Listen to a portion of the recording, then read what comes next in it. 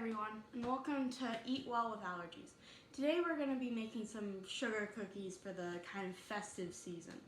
So, before I started the video, I preheated the oven to 350 degrees. So, before we get started, you'll probably want to do that because it takes a while to heat up your oven. So, let's get started. First, you're going to need a cup of butter, 1 1/4 cups of sugar.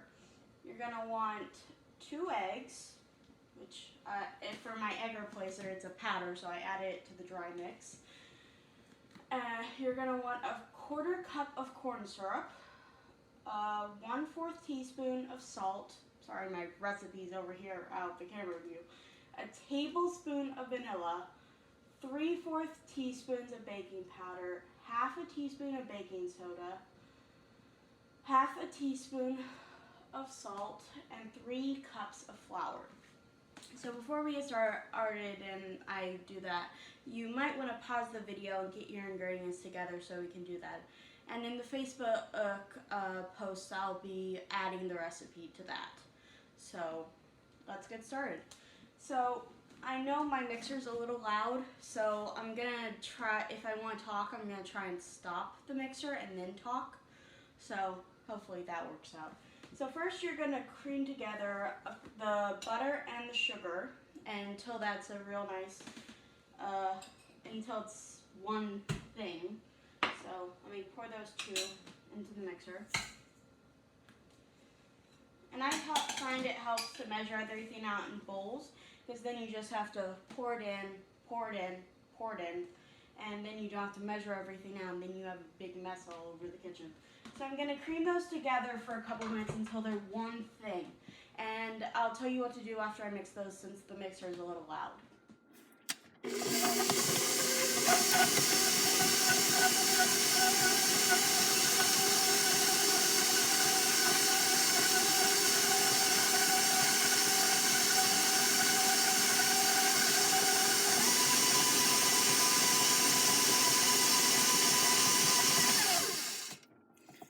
So I'm just going to move around the butter because it's stuck to the paddle currently. So I'm going to just move that around, and then I'm going to beat it some more.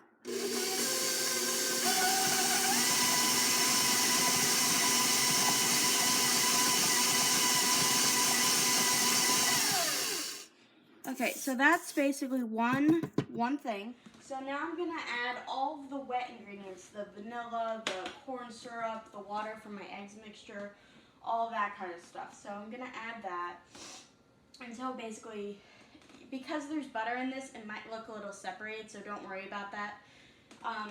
Because of my allergies, I have to use a plant-based butter. So every time I add like for my chocolate chip cookie video, it looked a little separated because the butter was in there. And when you add water or anything to butter, it looks a little, they're like little clumps of butter or anything like that. So because there's corn syrup in this mix, I have to stir it around a little bit so I don't have a bunch of corn syrup in the bottom of the bowl. So I'm gonna add the wet mixture now.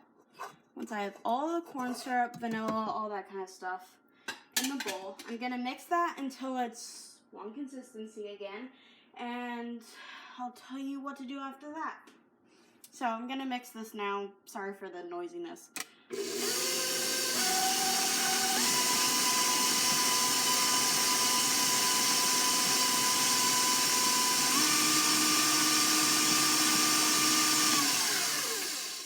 So I'm going to wipe down the sides of the bowl so I can get all the butter and sugar into that.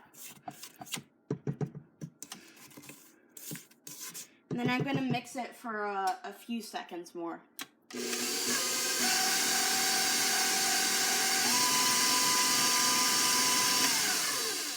Okay, so now I'm going to add all the dry ingredients. The flour, the salt, the baking powder, the baking soda, my powdered egg mixture. Because I find that when I add the water to it, it has little clumps, so I add it to the dry ingredients so it doesn't make clumps.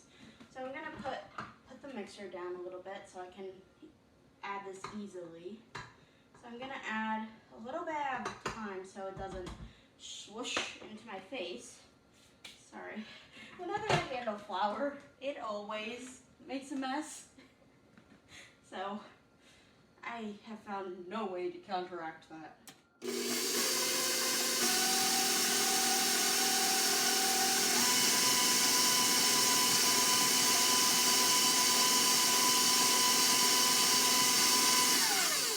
Sorry, I'm gonna try and the flour did swoosh a little, so it got all over my tripod for my mixer view. So I'm gonna wipe down the sides of the bowl. And then I'm gonna put the mixer down.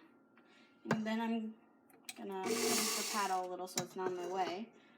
Then I'm gonna add a little more of the dry mixture. And keep doing this until it's all in. So now I have about maybe 1.5 cups of flour left. So I'm just gonna mix it until it's done.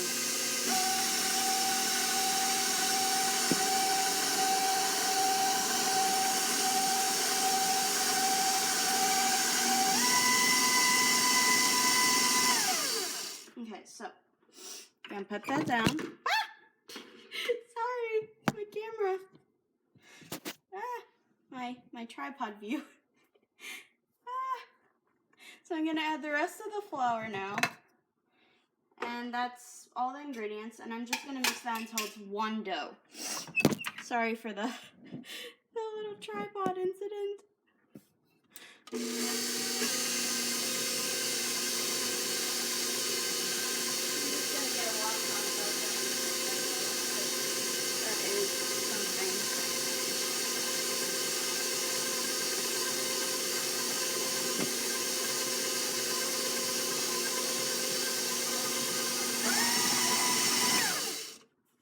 Okay, so perfect. So now that's one dough, I'm gonna take the paddle off, take the mixer off, stop my camera view. Okay, so as you can see, it's a pretty thick dough, but because there's butter in this, the butter's warming up. So because of that, I'm gonna put it in the refrigerator for about an hour to really solidify that butter, and then I'll roll it out and show you what to do after that. So once I take all the dough off this paddle, I'll show you what kind of looks like before the butter solidified. So as you can see, it is a dough, but you can see that sticking to my fingers. So the refrigerating of the dough will help that. So I'm gonna put this. Actually, I'm just going to put some press and seal on this mixer bowl, put it in the fridge for about an hour, or I think I might do the freezer to speed it up a little bit. And I would probably do about half the time if you're putting it in the freezer. So I'm going to check after 30 minutes, see if the butter has solidified yet, and I'll see you after that. So I'm just going to put some press and seal on that, and I'll put it in the freezer, and I'll see you in about 30 minutes. Okay, so 30 minutes later, we have a very cold bowl, and the dough is very much solidified. It doesn't, well, it does stick to my hands, but that's because of the butter, but it sticks less. So I basically quartered the dough into 4, and I'm gonna roll out the dough a quarter of the dough at a time. So let me get my rolling pin. And we can get started. You can, if you want to make a little less mess than usual, you can use a very big cutting board. You can use parchment paper. But I find that it's a little harder to work if you do that. And it gets flour everywhere more than usual. So I'm just going to spread some flour onto my surface area, which I cleaned beforehand with a washcloth so that the flour doesn't stick to anything. So I'm just going to spread flour on the bottom and spread it out so that the butter doesn't stick to the countertop. So let me grab a quarter of the dough and I'll start working on that. Okay, so cover your dough in a little bit of flour so it doesn't stick to you. And then grab your rolling pin and you're gonna roll it out. And before this, you should probably choose a cutting or a cookie cutter that you want to use. So I'm using a star because that's the most uncomplicated shape that we have. We have huge angels, we have a tree which would fall apart, we have all these different types. We even have a llama for some reason. I have no idea why, but we do. We have a llama cookie cutter. So I'm just gonna gently pull apart the dough around the cookie cutter. And the butter is sticking a little to the countertop, so that means I just need a little more flour on that. And just gently pull away the cookie dough away from the cookie cutters. And if you want, you can use like a butter knife, but to get in those edges. But I find that it just really helps to get your fingers underneath the dough. So I'm just gonna pull a knife out here and get those out from under those and put them on a little flour so they don't stick. So same thing for all of these. They are gonna be a little like this one. This is missing an edge. So I'm just gonna do the best I can. Cookie cutters and I are not best friends. That we probably never will be, because I never add enough flour onto the surface area. So, and as you work the dough, it will add more flour into the cookie dough. So that doesn't hurt that much either. And I'm trying to move these little pieces of cookie dough that are stuck to the surface area with my knife underneath. And I'm trying to be careful not to, scrape the surface area. So I'm not cutting into it. I'm just sliding it underneath. So I'm just gonna put a little flour on that. And then try and get the other quarter, work some flour into it. Maybe get a little more flour. And you will use a little more flour than you probably would on these, because it uses a lot of flour to make it not stick. So just roll that onto that. Let me wash my hands real quick. I'm gonna put these on some parchment paper, and I don't want to make that dirty. So let me just wash my hands real quick. Your hands will undoubtedly have flour. So let me move stuff around a little bit. And I'm gonna pull out a sheet of parchment paper for the cookies that are cut out. So I'm just gonna move these gently over to a piece of parchment. And it would be helpful if you built like a little assembly line. You can see that just moving back and forth between the rolling of the dough and the parchment paper.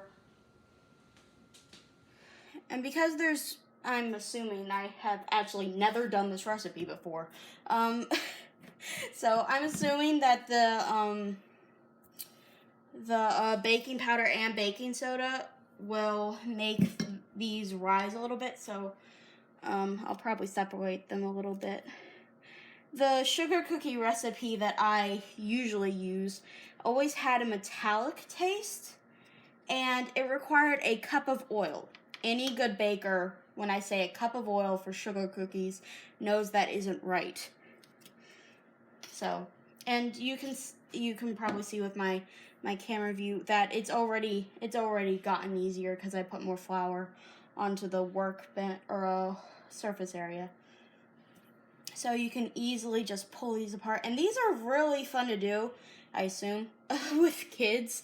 So if you have a couple kids, you want to do these together over the holidays, definitely do that. These are fun. I remember just choosing the shape and putting them on the parchment paper. and it was so fun to just cut out shapes with your mother or just your family in general. So this is really I'm by myself, so this is really fun still. And I'm 16 currently. So some things never get old. So just gonna move the flour around a little bit. Make sure that I have enough. You probably will get some flour on your clothes. It's undoubtable. So, and these will make a lot of cookies. You can see that I've gotten plenty of cookies just from a couple rolls. And I've still got 3/4 of the dough to go.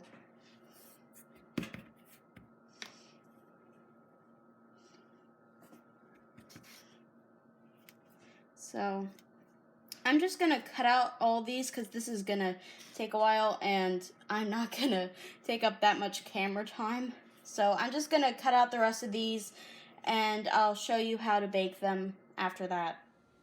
See you then. Okay, so as you can see, I'm currently putting these on a tray with parchment paper, and I think these won't spread so much, so I'm gonna put about 4 per row so I can get 12 cookies out of each time I bake. So here's the edge of the pan. I could probably spread it a little more. I'm gonna spread these out a little bit. Some of these don't even resemble a star. I don't care. Like this one and this one. So some will not look like stars. So I'm gonna do 3 rows of 4, which will get about 12 cookies. And I'm gonna bake those for about 5 to 9 minutes. I'm gonna try about, I told you that I haven't done this recipe before, so I don't know if I'm gonna have to do a little more, a little less. So I'm gonna try about 7 minutes. And I'll show you what they look like after about 7 minutes, and I'll judge whether I have to bake them a little more or not. So here we go. See you in 7 minutes. Okay, so I have about a minute left on the timer, and don't know if you can see this or not, but they do rise a little bit, but they're not spreading. So I might add a couple more on the pan. I'm about halfway through the dough, and I've got plenty of cookies. This will last my family a little while. But I have you can probably see that the mixer bowl isn't out. I have it currently in the freezer because the oven top is very hot, so it melted the butter a little bit. So I'm basically putting it in the freezer for the rest of the time and just pulling out the dough as I go. So we have about 30 seconds on the timer. So I did put about 8 minutes on the timer, so I'm gonna pull those out about now once I move this over here. There goes a cookie. So I'm gonna pull those out, and yeah, they are a little brown, so I'm gonna do about 7 minutes. And there's the beep. Okay, so I'm gonna pull out another piece of parchment paper and pile more cookies on while those cool onto that. Excuse me, I don't have enough space to do a kind of assembly line yet. So I'm just gonna pull out a piece of parchment and then pile on more cookies, do about 7 minutes or so. So I'll see you at the end of that when I have all the cookies done and everything like that. Which is probably gonna take up another hour of my life. See you then. Okay, so I've got the last batch of cookies in the oven, and as you can see, this makes quite a few sugar cookies. So here's what the bottom of the thickest cookie looks like. So you can see it's a little thicker than the other ones, and these, I switched it to 8 minutes because I really liked the color that they had for 8 minutes at 350. So yeah, that's basically it. So please like, subscribe, comment, go to my Facebook page, YouTube channel, all that kind of stuff. And for this week, our choice between things I bake next week are coffee cake or ginger cake. So ginger cake is really good and coffee cake is for those people who really like the taste of coffee but don't actually like drinking coffee. Like, I like coffee flavoring, but it's too bitter for me in the actual drink. So this one is really, really good. So if you want to vote on which thing I make next week, you can comment on the video in YouTube, or you can comment on the Facebook page on this specific video. So please put your votes in, and if it's a tie or anything else, I'll basically pick one. Okay, see you next time.